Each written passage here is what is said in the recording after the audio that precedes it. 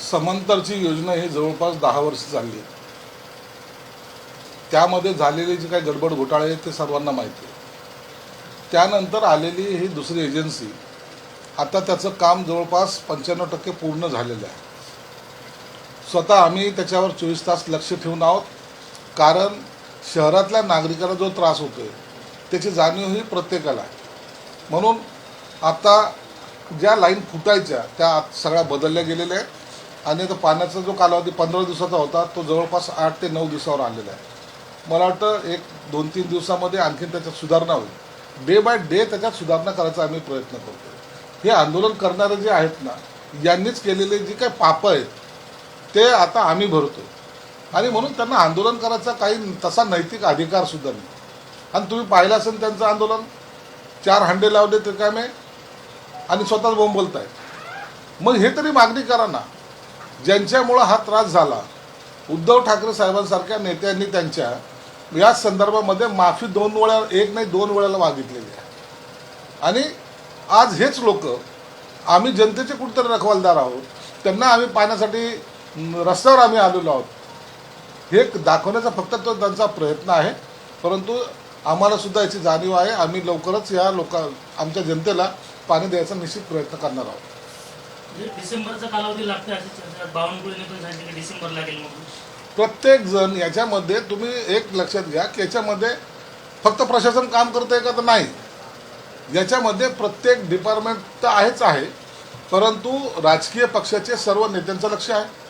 Even हायकोर्टाचे justice Ghuge साहेबांचं सुद्धा त्याच्यात लक्ष आहे. रोज त्याच्यावर मॉनिटरिंग होत असते. रोजच्या रोज रिपोर्ट त्यांचा आमच्याकडे येत असतो. म्हणून आम्ही 24 तास पाणी ह्या प्रश्नावर त्यांच्याशी संपर्कात आहोत. म्हणून बावनकुळे साहेबांनी सांगितलं काय, इतरांनी सांगितलं काय, निश्चित जितक्या लवकर होईल तितक्या लवकर पाणी देण्याचा आमचा प्रयत्न राहील. पाण्याचा प्रश्न आहे, तर यावरच अजित पवारांना विचारल्यावर राज्यभरातील त्यांनी एक वक्तव्य केलं की आपल्या घरात आलेल्या लेकी बाळींना सांगा 1 किंवा 2 आपत्तीवर थांबा, नाहीतर ब्रह्मदेव आला तरी पाण्यात भविष्यात पाणी पुरणार नाही. अजितदादांनी असा प्रश्न का उपस्थित केला, का बोलले, मग हे सर्वांसाठी लागू आहे का, हाही प्रश्न त्यांना विचारला गेला पाहिजे होता.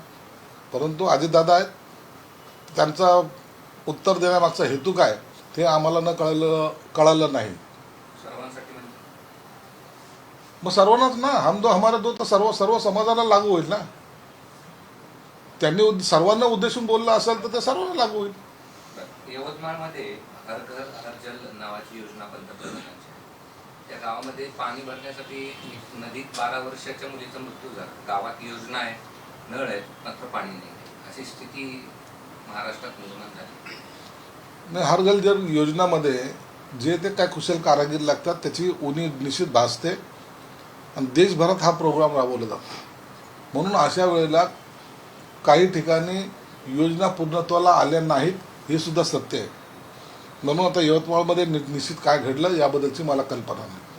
नाशिक हिंसाचारामध्ये महाविकास आघाडीच्या 3 स्थानिक नेत्यांवर जे आहे तर गुन्हे दाखल करण्यात आलेले आहे. त्यामुळे आता प्रश्न असा पडतोय की हिंसाचाराचा मास्टरमाइंड कोण आहे आता शोधायची.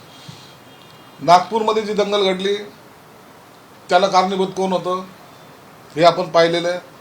आता नाशिकमध्ये जी दंगल घडलेली आहे त्या दंगलीमध्ये कोण आहेत, कोणत्या कोणत्या पक्षाशी निगडीत आहेत, हे सर्व महाविकास आघाडीशी निगडीत असलेले लोक आहेत. त्यांची नावं समोर आलेली, MIMच्या शहराध्यक्षाचं नाव समोर आलेलं. म्हणून दंगल करवणारेच दंगल कशी घडते हे बोंबलत फिरत आहेत आणि दंगल स्वतः घडवत आहेत. नाशिकमध्ये पोलीस कर्मचाऱ्यावर जो दगडफेक झाली, ज्याच्यामध्ये 31 कर्मचारी जखमी झाले, सरकार एकही आरोपीला सोडणार नाही. हे आरोपी ज्या पक्षाचे आता समोर येत आहेत ते सर्व महाविकास आघाडीतले आहेत आणि त्यांनी दंगल करायचा जो प्रयत्न केला आहे, महाराष्ट्र अशांत करण्याचा प्रयत्न केला आहे, म्हणून त्यांच्यावर कडक कारवाई ही केलीच जाईल. नाशिक दंगलीमध्ये निलोफर नावाची संजय राऊत यांची अत्यंत जवळची कार्यकर्त्यावर सुद्धा गुन्हा दाखल झालेला आहे. त्या कार्यकर्तीला उबाटाच्याच लोकांनी काढून टाकावून अनेक तक्रारी केल्या, मात्र संजय राऊत यांच्या जवळचे म्हणून तिला काढल्याने आज तिच्यावर गुन्हा दाखल. संजय राऊतच्या जवळ असलेले अशा अनेक निलोफर आहेत, म्हणून त्यांना अभय द्यायचं काम केलेलं आहे. खऱ्या अर्थानं अभय योजना त्यांच्या चालू आहे. नाशिकमध्ये काय गोंधळ त्यांनी घातला आहे हे तिथलच्या स्थानिक कार्यकर्त्याला विचारलं तर तुम्हाला त्याच्या सर्व सत्यता पटेल. म्हणून अनेक वेळेला मागणी करूनही त्या अशा कार्यकर्त्याला बदलल्या जात नाही. आता जे पोलिसांनी गुन्हे दाखल केलेले आहेत त्याच्याकडे त्यांच्याकडे ते व्हिडिओ, त्यांच्याकडे असलेले CCTV फुटेज आहेत आणि त्याच्यात ते स्पष्ट दिसत आहेत, म्हणून त्यांच्यावर गुन्हे दाखल केलेले आहेत. आणि संजय राऊत जो सांगत होता की आमच्या मेळावा आहे म्हणून हे अतिक्रमण पाडण्याचा प्रयोग केलेला आहे, मला वाटतं यांनी ठरवून केलेली ती दंगल होती. मुस्लिमांची मतं आपल्याकडे वळवण्यासाठी त्यांनी पोलिसावर दगडफेक केली, गंभीर जखम दिली. आता यातून त्यांची सुद्धा सुटका होणार नाही. अंबादास दानवे या दंगलीबद्दल असं म्हणतात की आता भाजपना माणसं पेरायची आधीपासून सवय आहे. इतर ठिकाणी संभाजीनगरच्या दंगलीवर बोलायला तयार नाही, नाशिकच्या दंगली मागं कोण आहे ते बाहेर काढायला तयार नाही. फक्त आता पेरणी आणि महाविकास आघाडीला मुद्दाम टाकले. त्यांना जर असा काही डाऊट असेल तर त्यांनी विरोधी पक्षनेते आहेत, पोलिसांकडे जावं, ते फुटेज पाहावं, नंतर आपलं वक्तव्य द्यावं. लाचारी पत्करण्याचं जेव्हा तुम्ही ठरवलेलंच आहे, लाचार आहेत तुम्ही लोक, मताच्या लाचारीसाठी तुम्हाला कुणावरही काही अत्याचार झाले तरी तुम्हाला ते वाईट वाटणार नाही. म्हणून तुम्ही आता त्याच लाईननी चाला जी शिवसेना प्रमुखाला आवडत नव्हती. असं की पहिलीपासून हिंदी भाषा सक्तीची जे करण्याचा निर्णय झाला त्याला मराठी भाषा सुकाणू समितीनंच विरोध केला आणि हिंदी भाषा अनिवार्य करण्याचा शासनाचा निर्णय मागं घ्यावा असं सुकाणू समितीच्या सदस्यांनी म्हटलं. मी काल एका चॅनलला मुलाखत देताना हेच सांगितलं की मराठी भाषा ही तर प्रायोरिटी आपली आहे, ती तर राहणारच. हिंदी भाषा किंवा इंग्रजी भाषा याला जे कंपल्शन त्यांनी करायचा प्रयत्न केला केंद्र सरकारनं, त्यावर वरिष्ठ नेत्यांनी बैठक घ्यावी. वरिष्ठ नेत्यांनी बैठक घेतल्यानंतर मुख्यमंत्री त्यावर आणि उपमुख्यमंत्री त्यावर जो निर्णय घेतील त्या निर्णयाच्या नंतर जर कुणाला तो आवडला किंवा न आवडला तर त्यांनी त्यांची भूमिका मांडावी. परंतु आतापासूनच त्या निर्णयाच्या विरोधात जाऊन आंदोलन करणे किंवा त्याच्यावर स्टेटमेंट देणे मला वाटतं योग्य नाही. अंबाजोगाईमध्ये एका वकील महिलेला गावात तिला हिंगण करून मारण्यात आलं. सरपंच आणि ते तक्रार खूप छोटी होती, आवाज कमी करा आणि इतर छोट्या तक्रारी त्यांनी केल्या. त्या ठिकाणी त्या सरपंचाला असलेली मस्ती त्यांनी दाखवायचा प्रयत्न केला. महिलेवर ज्या प्रकारे त्यांनी अत्याचार केलाय, मला वाटतं आता त्याच्यावर सुद्धा मोका लावावा अशी आमची मागणी राहील. अशा लोकांना धडा शिकवणं गरजेचं आहे, नसता यांची जी गुंडगिरी आहे ती भविष्यामध्ये आणखीन वाढेल. नीलम गोरेताई असं म्हणाले की नंतरच्या काळामध्ये भाजपसोबत युती होईल की नाही हा प्रश्न वाटत नाही, पण मला वाटतं की मुंबई ठाणे ठिकाणी नक्की युती होईल, म्हणजे आगामी स्थानिक स्वराज्य संस्थांच्या निवडणुकीमध्ये. बाकीच्या ठिकाणी युती होणं थोडंसं अवघड आहे, ते असं म्हणाले.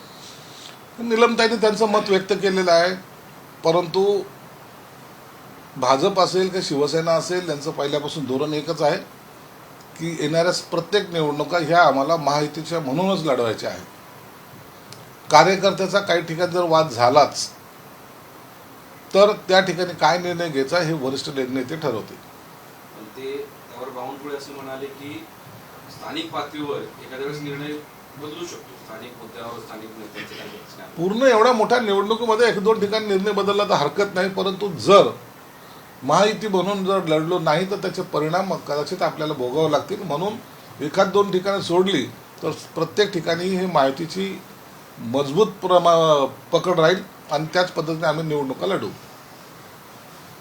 अमित शहा आले होते त्यावेळेस मुख्यमंत्री देवेंद्र फडणवीस यांचा हात धरून अमित शहा हे त्यांना हातात घेऊन कोणतीही सुरक्षा सोबत न घेता स्मृतीस्थळावर गेले आणि 5 मिनिटे तिथे बसून राहिले. यावरून चर्चा अशी होती की राज्यात नेतृत्व फडणवीस यांचंच आहे. शहांनी असं सुचवलंय का? आणि दुसरी गोष्ट, शहांचा दादा शिंदेना हा सूचक इशारा आहे का? सुचवायचा काय प्रश्न येतो? देवेंद्र फडणवीस हे भाजपचं नेतृत्व करतातच आहेत. आज मुख्यमंत्री म्हणून त्यांच्यावर जबाबदारी आहे. इतर मंत्र्यांची निवड करताना सुद्धा त्यांना प्रामुख्याने विचारलं जातं. अनेक ठिकाणी जे काही फेरबदल होतात त्यात देवेंद्र फडणवीसचा हात आहे किंवा त्यांचा ओपिनियन असतो, हे सर्वांना मान्य आहे. पक्षांतर्गत जी असलेली त्यांची भूमिका आहे ती अत्यंत महत्त्वाची आहे आणि प्रत्येकजण त्यांना पक्षाचा नेताच मानतो. म्हणून आता नेतृत्व महाराष्ट्राचं कोण करत आहे हा प्रश्न राहिलेला नाही, तर देवेंद्र फडणवीसच महाराष्ट्राचं नेतृत्व करतात. नितेश राणे म्हणतात की छत्रपती शिवाजी महाराज हे सेक्युलर नव्हते, शिवाजी महाराजांच्या सैन्यात एकही मुस्लिम नव्हता. मग मी इतका इतिहास काही वाचलेला नाहीये म्हणून मला त्याच्यावर काही भाष्य करणं योग्य वाटत नाही. देश विदेशातील प्रत्येक घडामोडींचे लाईव्ह अपडेट मिळवण्यासाठी आता साम टीव्हीच्या सर्व सोशल मीडिया प्लॅटफॉर्मला लाईक, फॉलो आणि सबस्क्राईब करा. तसंच सर्व नोटिफिकेशनसाठी बेल आयकॉन प्रेस करायला विसरू नका.